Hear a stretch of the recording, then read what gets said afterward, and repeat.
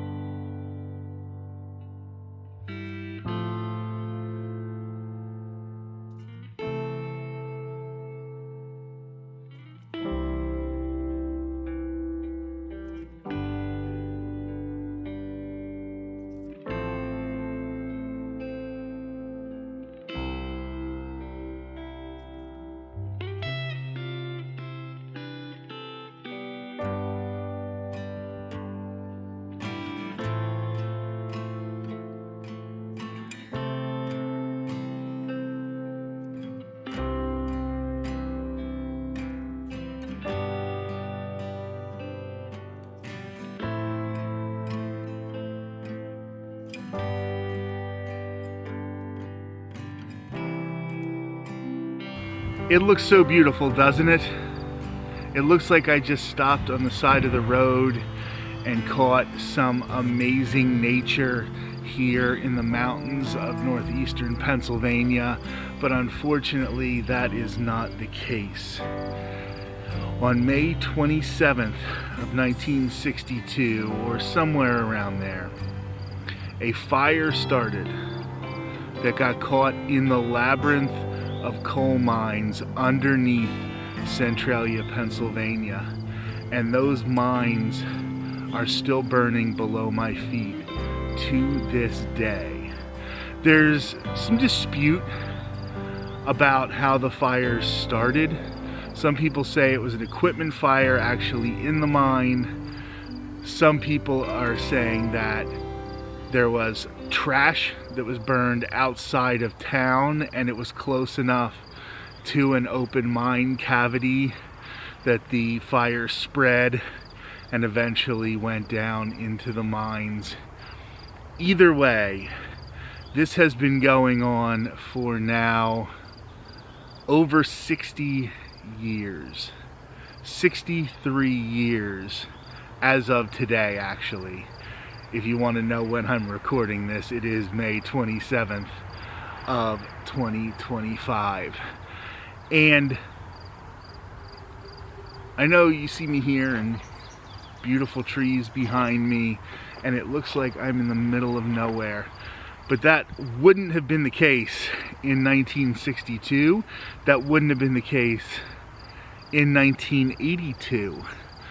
When this was basically downtown Centralia. This is a grid of streets that made up the center of this little borough in Pennsylvania.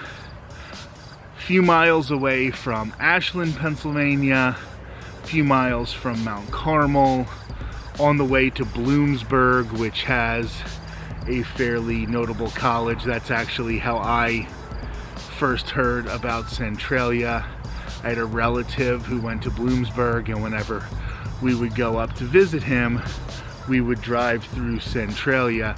This was long enough ago that this was all houses. There were houses here, there were houses on the main drag that led you to Bloomsburg, and there was a whole main street. It was just that most of the houses were vacant. The Pennsylvania government worked really, really hard to try to get everybody to leave Centralia. They offered up millions of dollars in buyouts to try to buy people out of their houses. Most people took them. As of the 2020 census, there were only 4 people listed as living in Centralia. In some point in the 90s, the government took over all of the buildings in the town.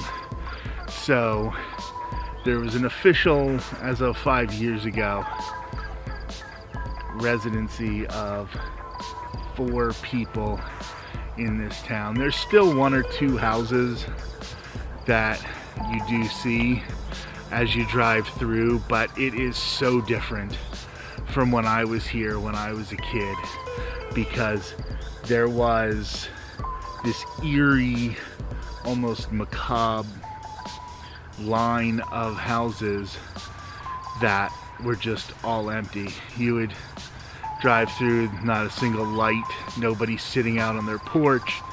It was really, really kind of crazy. There are signs all around telling hunters that they're not allowed to go out into these areas here. It's not safe. There are weight limits everywhere because I'm sure that bigger trucks might have problems. There are roads all around the town that have cracked open and separated because of the collapsing of the mines. As the mines would catch on fire, as they wouldn't have the coal to then support them, they would collapse. So we're definitely dealing with a situation that, yeah, you can still drive through it, but they want people to be very, very careful about that. And you can smell a little bit what's happening, but you can also tell that when the wind moves or when the wind shifts, you don't always smell it. So it's not like you can really tell that it's happening everywhere in town. But this is just a really interesting piece of history, and I'll have more facts as I show you a little more about what's going on here.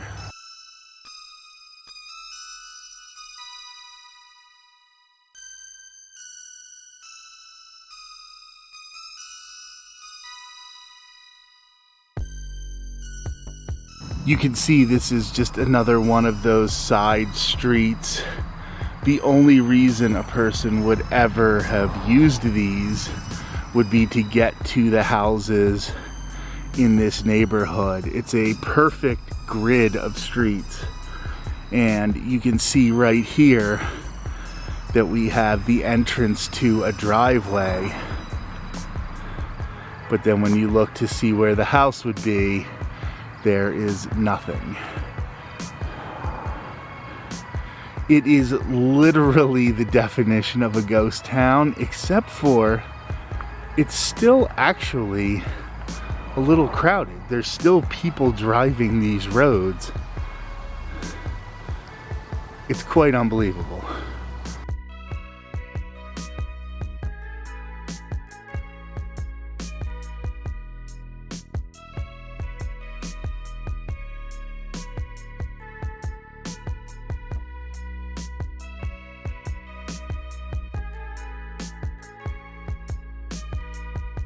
Any gamers who watch the channel, there was a video game series called Silent Hill, and that series ended up being adapted into a movie in 2006. The movie's also called Silent Hill. Those video games were based on Centralia. However, when they did the adaptation and they turned it into a movie, they moved the town in which it was located to West Virginia. But this here is the impetus for that series. This is what gave them the inspiration. This town that has been on fire for over 60 years now.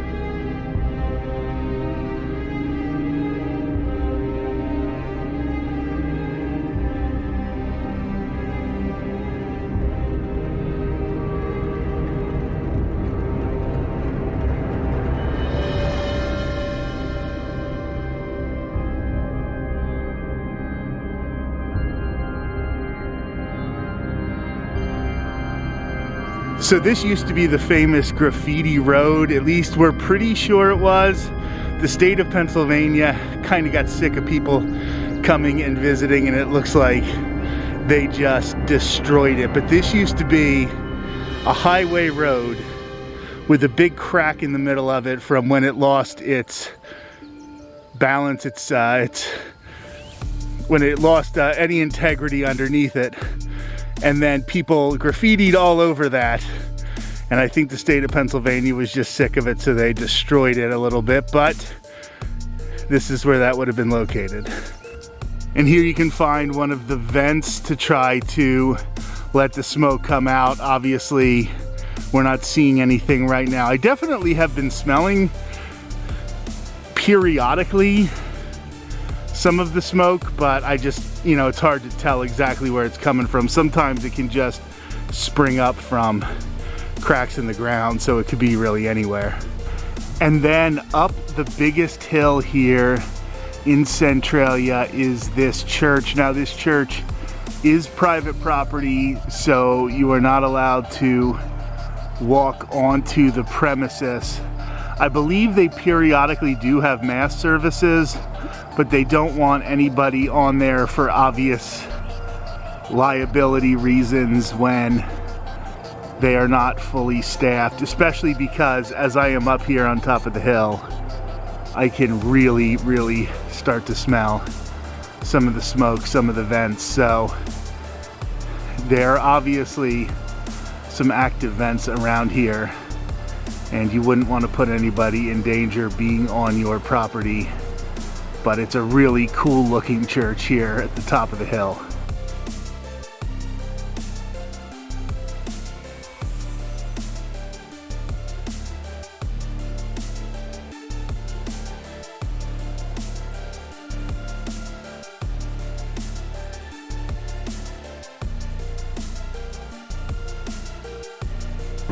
So if you are taking 61 north from Ashland and you are just going up the hill with Centralia on the other side of the hill, you will come first to this shrine to the Blessed Virgin Mary. Very beautiful, such an interesting, beautiful tribute on the other side of a town that is literally has hell burning below it. So that is a very, very interesting contrast.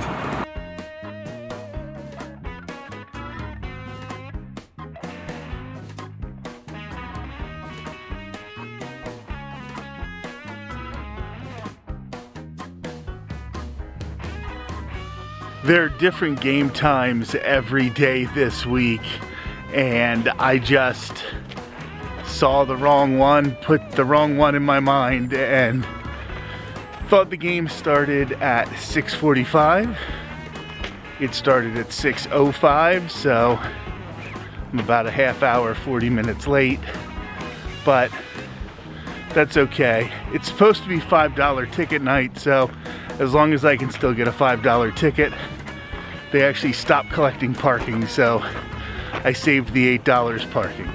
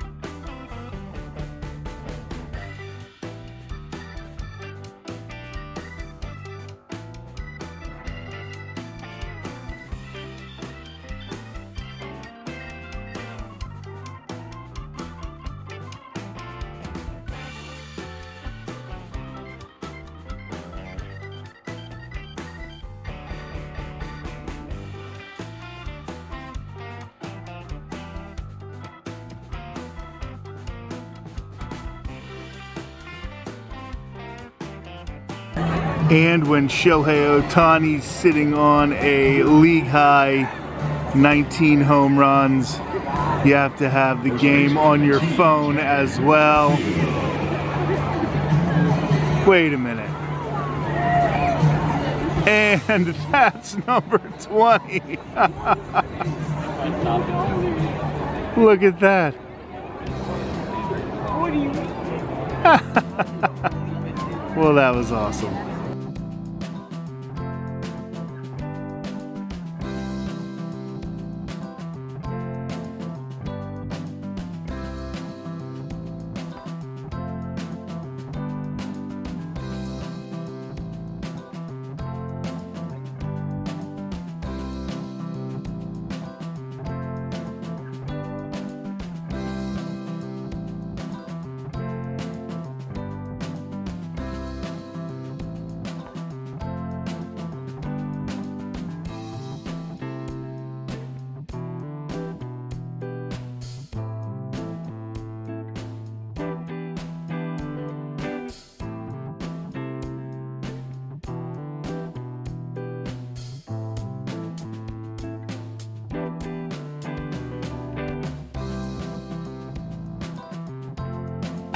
You know you're in northeastern Pennsylvania when not only do they have pierogies at the ballpark, but you got the last pierogies and now they're sold out of pierogies. This is amazing looking. So it's vegetarian, it's not vegan, but it was $7.75, I believe. So that is pretty good for 6 pierogies. Butter and onions, it's gonna be so good.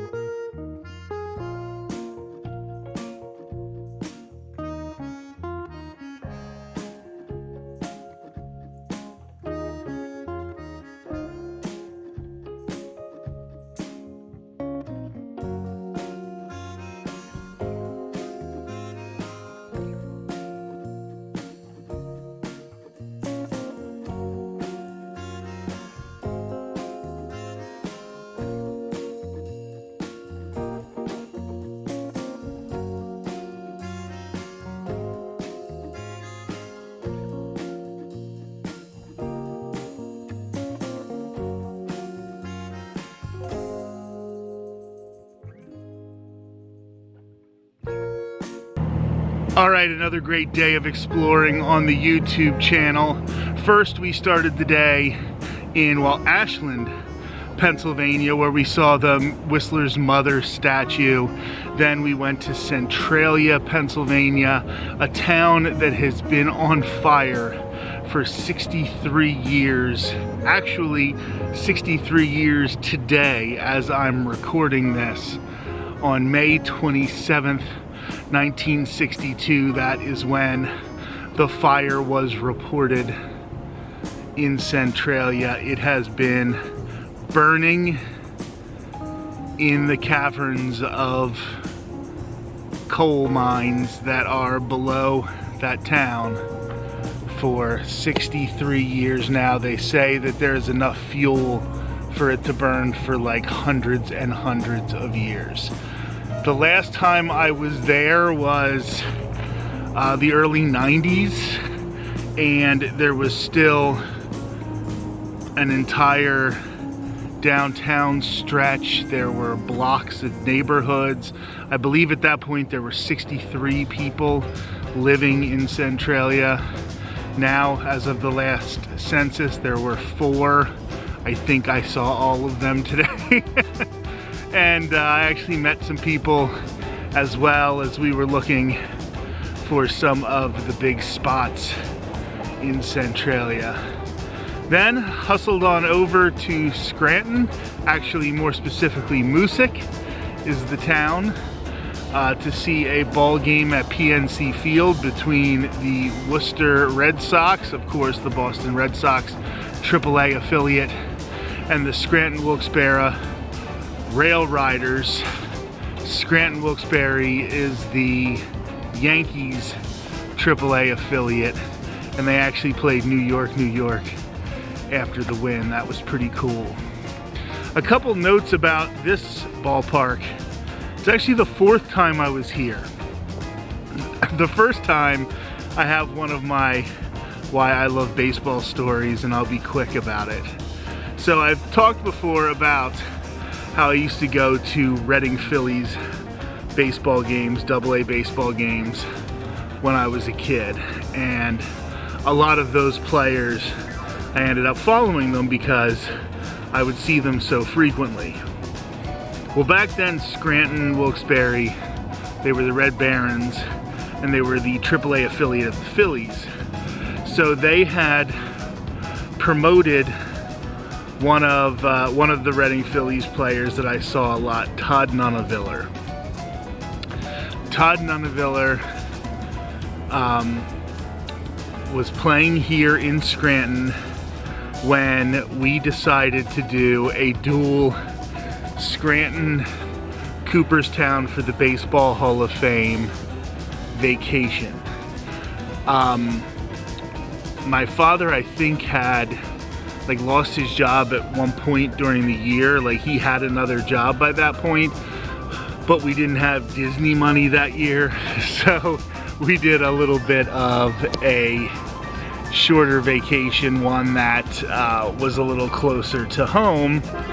And the first thing we did was see Scranton Wilkes-Barre Red Barons here the one night, and they had a game for charity, a softball game beforehand where the players played against their wives, and they auctioned off the players' jerseys for charity.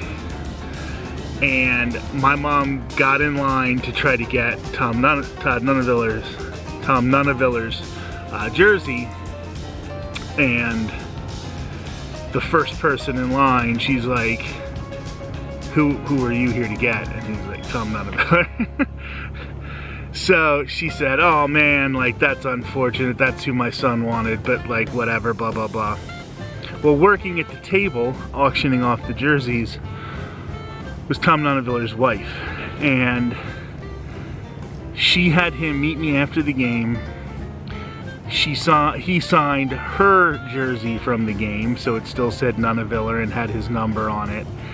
And he signed a program, and he gave me a signed bat, one of his broken bats. And I had that thing for years, and that's just another one of those stories about why I absolutely love minor league baseball. The second time I was here, actually might have been the first time, but my uncle played football here. And if you saw out in the outfield, there's like a layer of rock. And during football season in the fall and in the winter, and even early spring, because this happened at the baseball game I was at in 2005 as well. The wind would hit, 2006 was the baseball game, but the wind would hit those mountains, that mountain, and bounce back just ridiculously cold air. And that football game and that baseball game were so cold, and I will still remember them. Got some bugs out here. I will still remember how cold they were. They were so cold that I went with a Phillies fan. No, I went with a Mets fan who bought a Scranton Wilkes-Barre Red Barons Phillies fleece jacket. He was a Mets fan, but he was so cold that he was like, I don't even care, I'm getting a jacket here. Looks like everything has cleared out. I hope you enjoyed another baseball video. I got to catch Worcester again and see Roman Anthony. He is the #1 prospect in Major League Baseball. He was hitting .325 at the beginning of today, so I don't think he has fallen down the list at all. I've tried to catch him as many times as possible in the early part of the year because I have a feeling eventually he's going to get called up soon to the big league Red Sox. And I saw him at an exhibition game down in Florida where a guy chanted overrated and he followed it up with a 450-foot home run. And then I saw him play again at Lehigh Valley Iron Pigs, and then tonight. So I wanted to catch him a few times as well. Anyway, that's gonna be it for my video. Like, comment, and subscribe, and I'll talk to you soon.